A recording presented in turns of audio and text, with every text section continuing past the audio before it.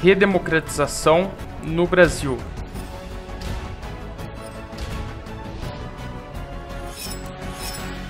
Olá pessoal, tudo bem? Espero que estejam todos bem.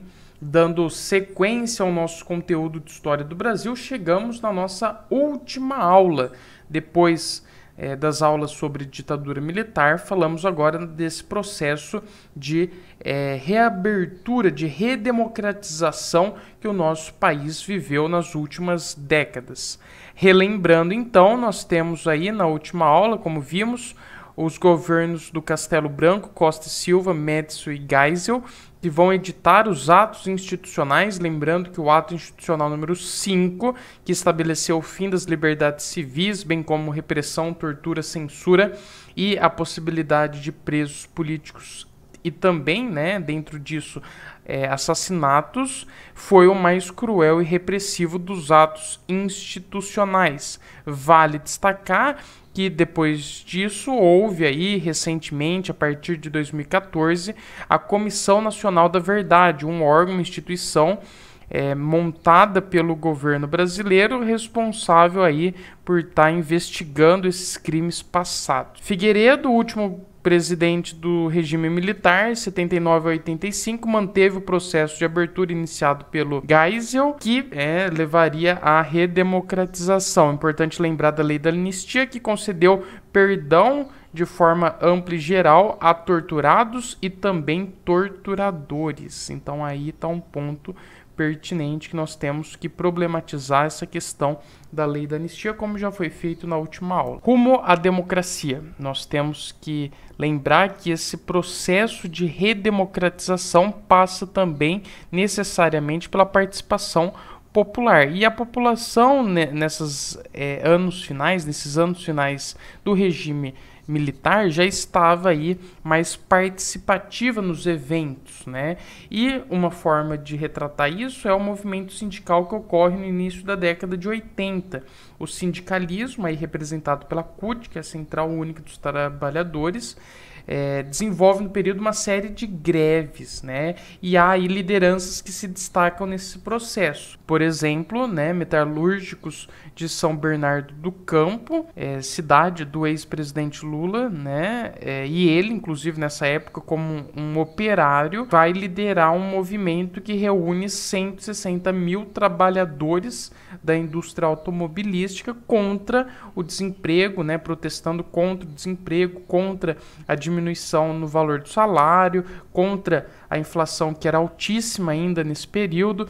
Então há já uma movimentação, Greve, só ocorre em regimes que são minimamente democráticos. Então isso já é um sinal de que o Brasil avançava aí para um regime mais democrático. Outro fator disso é a instauração, do pluripartidarismo em 1982. Lembrando que o pluripartidarismo, ou seja, a possibilidade de existir vários partidos políticos, havia sido suprimido com o ato institucional número 2, que estabeleceu o bipartidarismo. E agora, já aí no início da década de 80, em 1982, os multipartidos começam a retornar. Já é um sinal de uma abertura democrática muito grande. Então, outros partidos começam a nascer e os outros que já existiam começam aí a ressurgir, Vale destacar alguns partidos que se formam nesse processo, como o PMDB,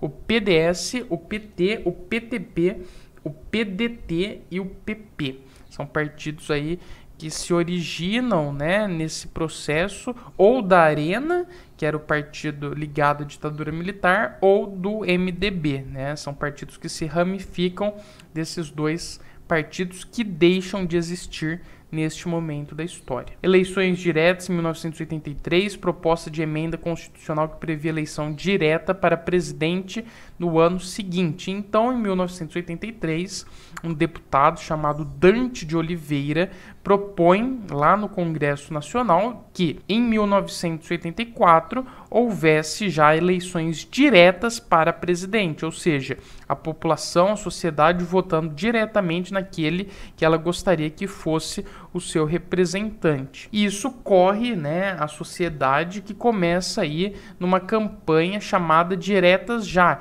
que pedia eleições diretas já para 1984. O povo saiu às ruas exigindo eleições diretas, entretanto, a emenda foi derrotada no Congresso, o que revela que o Congresso Nacional ainda estava bastante dominado por pessoas, agentes ligados que compactuavam com o regime militar. Então isso é um ponto pertinente que deve também ser observado nesse processo, né? Provavelmente vocês já viram cenas como essa que está na primeira imagem, com cartazes, né? Pessoas pintadas aí, bandeiras, pedindo eleições diretas. Foi um movimento que teve ampla repercussão na sociedade brasileira. Como não teve eleições diretas, teve eleições indiretas. E nessas eleições indiretas, o Tancredo Neves foi eleito presidente em 1985 de forma indireta pelo Congresso Nacional. Ou seja, não foi eleito diretamente pela população, foi eleito pelo Congresso Nacional por pessoas que foram, por sua vez, eleitas pela população. Então, foi uma eleição indireta. E aí nós temos um ponto importante. Quais são os reflexos da ditadura militar que serão sentidos agora nesse período que nós chamamos de década de 80, década perdida? O PIB teve taxas negativas em 3 anos seguidos. A inflação saltou de um índice anual de 99,7% em 1981, que já é um valor grotescamente alto, para 400% em 1986. Todos reflexos aí do caos econômico que a ditadura militar gerou. E a dívida externa, que já era alta, ultrapassando aí 40 bilhões de reais, foi para 91 bilhões. Nós temos esse gráfico que mostra isso. Em 79, a dívida de 50 bilhões. Em 85, o último ano da ditadura militar, essa dívida praticamente dobra de valor, né? Então, estamos falando aí de quase 100 bilhões de dólares de dívida externa bruta que o governo brasileiro possui nessa época, na saída da ditadura militar. Então, qual que é a herança que a ditadura deixa, né? Além de uma série de crueldades, atrocidades, etc. e tal, a ditadura também deixa aí um rombo nas contas públicas, né? E a partir disso, a partir de todos esses problemas financeiros, né, inúmeros planos econômicos foram feitos na década seguinte, né, na década de 80, início da década de 90, para tentar aí resolver essa crise econômica, valorizar a moeda, etc. e tal. Nós temos aí do lado direito uma imagem, né, e para problematizar justamente essa questão, mostra uma foto de um general, que é o último general, Figueiredo, e ele fala um texto, né, dando a entender que o mundo, né, e o Brasil sentiria saudade da suposta democracia implantada pelos militares em 1964. Não houve nenhuma democracia implantada em 64, pelo contrário, apenas um golpe militar que deu início a uma ditadura, um regime severo, né, de poucas liberdades nesse período. Mas esse texto é importante para problematizar o momento atual que nós vivemos, que remete a um certo saudosismo da ditadura militar, como se a ditadura militar tivesse sido algo positivo, tivesse dado frutos econômicos positivos, apesar de severidades na área social, né? Mas acontece que isso é uma falácia, é uma mentira, não ocorreu esses frutos positivos na área econômica, porque, como nós estamos vendo aqui, e como nós já falamos também na última aula, o milagre econômico, que foi aquele momento da história do Brasil em que o PIB estava crescendo, enfim, as taxas de crescimento do Brasil eram elevadas, etc. e tal, mas isso tudo foi um crescimento aparente, ilusório, porque, na verdade, isso tudo vai ressaltar na década de 80, que é a década perdida. Então, nós temos que tomar cuidado com esse saudosismo da ditadura militar como sendo uma época boa, próspera economicamente, porque isso é uma mentira, não houve isso. Então é importante esse slide para frisar. Por quê? Porque ainda assim permeia até hoje esse pensamento no senso comum, na sociedade, né, de que a ditadura produziu frutos econômicos positivos, mas isso não é do ponto de vista histórico, e aqui é o que eu falo, né, um ponto de vista histórico, não é uma verdade. Como eu havia comentado com vocês, para apimentar essa situação, Tancredo Neves, que havia sido eleito de forma indireta pelo Congresso Nacional em 1985, morre em abril daquele ano. E aí, como o presidente morreu, quem assume é o seu vice, no caso, o José Sarney, que assume aí e vai ficar no cargo de 1985 a 1990. Ele vai pegar o final dessa época que nós conhecemos como a década perdida, aqueles anos mais difíceis da economia brasileira, com contexto de crise econômica, alta de inflação, dívida externa, arroxo salarial, ou seja, diminuição do salário, né? E, portanto, concentração de renda. Ou seja, os mais ricos ganham mais e os mais pobres ganham menos. Os mais ricos cada vez mais ricos e os mais pobres cada vez mais pobres. Há uma série de planos econômicos com caráter anti-inflacionário, ou seja, com a tentativa de resolver ou pelo menos minimizar os impactos da inflação na economia brasileira, como o Plano Cruzado, Plano Bresser, Plano Verão, etc. e tal. Porém, nenhum desses planos surte efeito e esse problema da inflação permanece aí no Brasil ainda por alguns anos. Só vai ser minimizado, solucionado em 1994 em diante com o Plano Real. Aí nós temos a capa da revista Veja, que coloca o dragão da inflação comendo as carteiras de trabalho, ou seja, a nova face da recessão, o desemprego, que foi um problema muito sério também que cometeu e consequência da crise econômica nesse momento do Brasil. Vale destacar que em 1988 nós temos um ponto importante da história, a elaboração da Constituição Federal, a atual Constituição brasileira, chamada inclusive de Constituição Cidadã, porque ela conseguiu aí colocar uma série de avanços sociais. Ela foi promulgada, ou seja, aprovada depois de um amplo processo de discussão, né,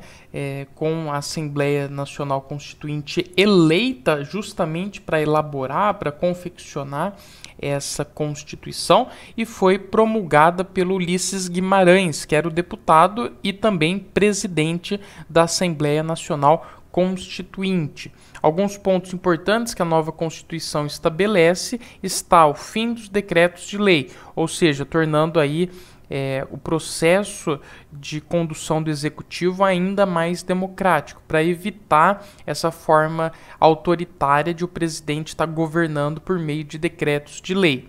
Também estabelece a reforma agrária, desapropriação de terras que não estiverem tendo seu uso social. Isso, infelizmente, como nós sabemos no Brasil, não aconteceu da forma que deveria. Voto a partir dos 16 anos, então já vai estabelecer o direito de voto também para os analfabetos e todos aqueles que, a partir de 16 anos, quiserem votar, já tem aí a possibilidade.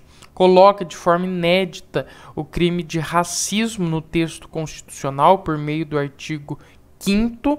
Nós sabemos que, apesar disso ter sido um avanço, infelizmente ainda o crime de racismo é pouco utilizado. Geralmente, crimes de racismo são enquadrados como sendo injúria racial, que tem uma pena bem mais branda do que o crime de racismo. Ampla liberdade sindical, direito dos trabalhadores ampliados, licença paternidade, licença gestante e também, de forma inovadora, proteção ao meio ambiente. Fernando Collor de Mello, 1990-1992, é eleito numa eleição bastante disputada e conturbada, que foi as eleições presidenciais de 1989. Lula e Collor disputaram a presidência. Na campanha eleitoral houve, isso é inclusive assumido pela Globo atualmente, uma manipulação dos veículos de comunicação, em especial a Rede Globo.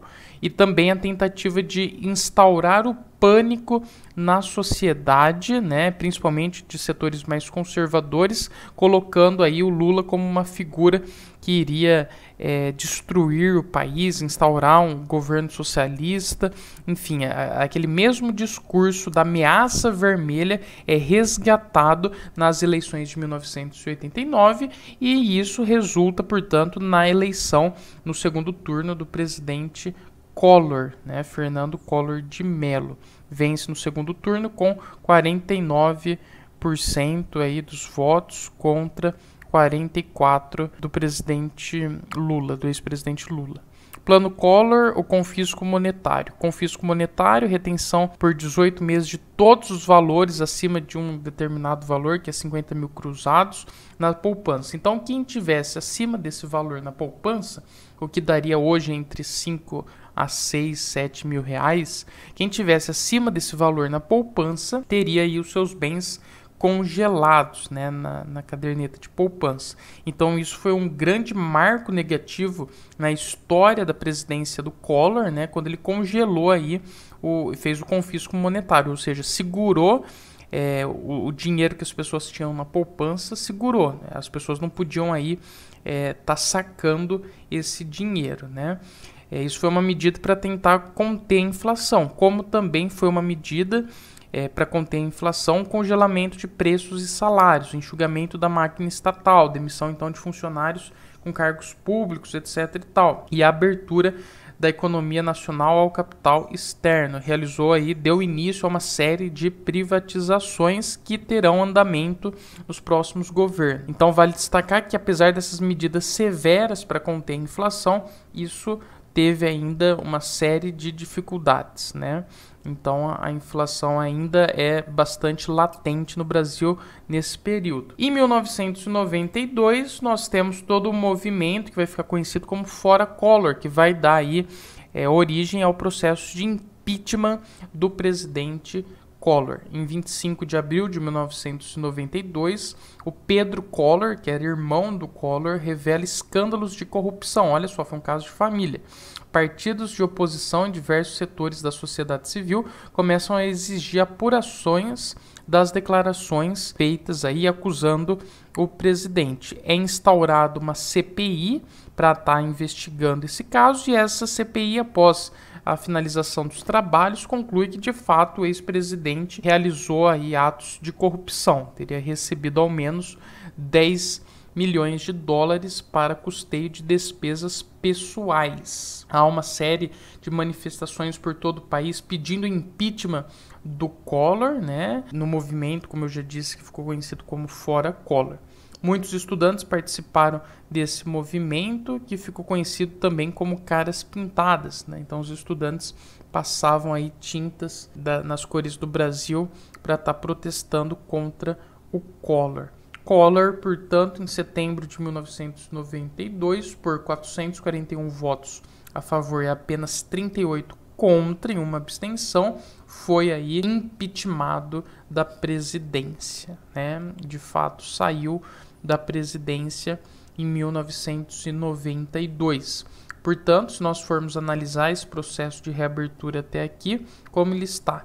Nós saímos de 21 anos de ditadura militar, nós temos em 1985 uma eleição indireta para presidente e é eleito indiretamente o Tancredo Neves, que morre sem assumir a presidência. Quem assume é o seu vice, José Sarney, que governa até 1990, quando assume o Collor, que é impeachmentado em 1992. Então, ainda há uma dificuldade nesse ressurgir da democracia em estar mantendo uma estabilidade política. Em 92, com o impeachment Collor, e aqui nós temos algumas imagens que mostram essa transição, né, do garoto propaganda de grandes veículos de comunicação, né, o herói, como a Veja colocou aí mais de uma vez, né, como sendo caçador de marajás, ou seja, que ele queria caçar cargos públicos, etc. e tal, enfim,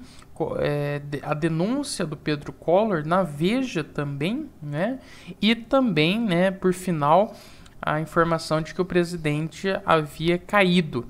Então já numa retratação totalmente diferente da primeira imagem, né, onde ele era aí comparado como um soldado. Olha na imagem de trás, tem um soldado com a espada na mão, um guerreiro, né, cabelo certinho, olhando para frente, né?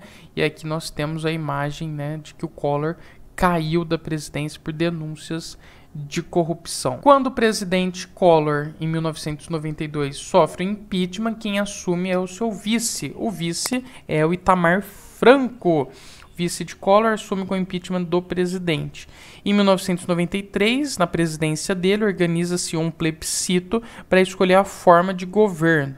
Há uma vitória, então, do republicano, né, da forma de governo republicana em cima do monarca, né, forma de governo monarquia, e dentro desse regime republicano, quem ganha é o presidencialismo, né, com 55% contra aí 24% que pedia o parlamentarismo. O Plano Real, como eu já havia adiantado, que começa a ser elaborado em 1993 e tem de fato a sua implementação em 1994, vai tentar e conseguir solucionar aí os problemas econômicos do Brasil. A moeda foi artificialmente valorizada, equiparando a moeda nacional real com a moeda americana. Então, na época em que o real foi elaborado, um real era igual a $1. E o real circula, né, a partir de 1994. Isso vai resolver, né, ou colaborar para resolver o problema que já era histórico no Brasil, que era a inflação. Atenção, com o grande sucesso do Plano Real, que foi aí elaborado pelo ministro da Fazenda do governo Itamar Franco, que era o FHC, o Fernando Henrique Cardoso, né, com esse grande sucesso do Plano Real, em junho de 1994, o governo Itamar Franco lança o ministro FHC como candidato. E ele se elege já no primeiro turno, tamanha a popularidade do Fernando Henrique Cardoso nesse momento, justamente por conta da elaboração do Plano Real. E aqui nós temos, para costurar um encerramento, um slide que compara de forma bastante resumida o governo do Fernando Henrique Cardoso, né, os 2 mandatos do Fernando Henrique Cardoso com os 2 mandatos do presidente Lula. Nós temos no primeiro, no governo do presidente Fernando Henrique Cardoso, governo marcado por privatizações, Vale do Rio Doce, 1997, Telebrás, em 1998. Há uma polêmica sobre a decretação da reeleição. Vou contar para vocês que a Constituição Federal de 1988 não estabelecia a reeleição, estabelecia governos, né, de 5 anos e sem a possibilidade de reeleição. Só que no governo do Fernando Henrique Cardoso há uma polêmica em torno disso. Por quê? Porque no final do primeiro mandato dele, né, aliados do presidente teriam supostamente comprado votos a favor da emenda que legalizava a reeleição. E, de fato, a reeleição foi aprovada no Brasil nesse período, dando, portanto, a possibilidade do Fernando Henrique Cardoso de se reeleger. Salário mínimo, não ampliação da renda, altas taxas de juro, câmbio flutuante, ou seja, em relação à população ainda há uma dificuldade em distribuir essas riquezas, né? O salário mínimo continua ainda muito mínimo, então não há uma ampliação da renda, mas em contrapartida há uma gradativa melhoria nas condições sociais. Isso o DH brasileiro da época comprova. Também há um problema, uma crise, que é o apagão energético de 2001, e nesse apagão, durante vários dias, o Brasil todo praticamente esteve sem energia elétrica, né? O que gerou aí uma grave crise nesse sentido e resultado de uma falta de planejamento energético.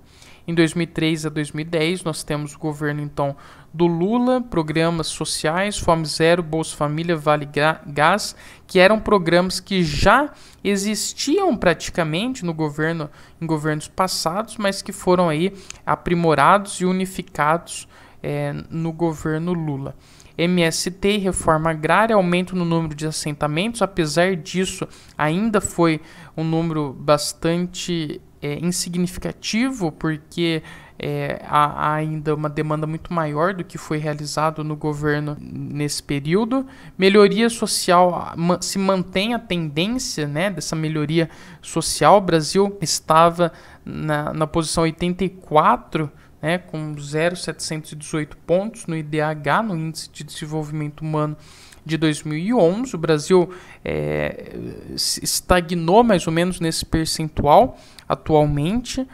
Pré-sal, que foi descoberto também no governo do presidente Lula pela Petrobras, fortalecimento da popularidade de Lula e briga entre os estados pela partilha dos royalties do petróleo. Ou seja, o que seriam os royalties do petróleo? Seriam os ganhos, né, o lucro que a exploração do pré-sal traria para o governo, né, nesse sistema de exploração. E também há crises, né, como a mais marcante de todas, até então, que tinha sido aí os escândalos do Mensalão em 2006, escândalos de corrupção que marcaram o governo, o primeiro mandato e também, em algum momento, o segundo mandato do presidente Lula, né? Então é isso, né? Nós temos aí, de forma comparativa, esses dois governos, as semelhanças, diferenças, pontos positivos num, pontos positivos no outro, negativos em um, negativos no outro, mas de forma geral, com essa aula nós encerramos, portanto, nosso conteúdo programático de História do Brasil. Qualquer dúvida, sigo à disposição, agradeço a atenção e o carinho de vocês ao longo de todas essas aulas. Muito obrigado pela atenção e até a próxima.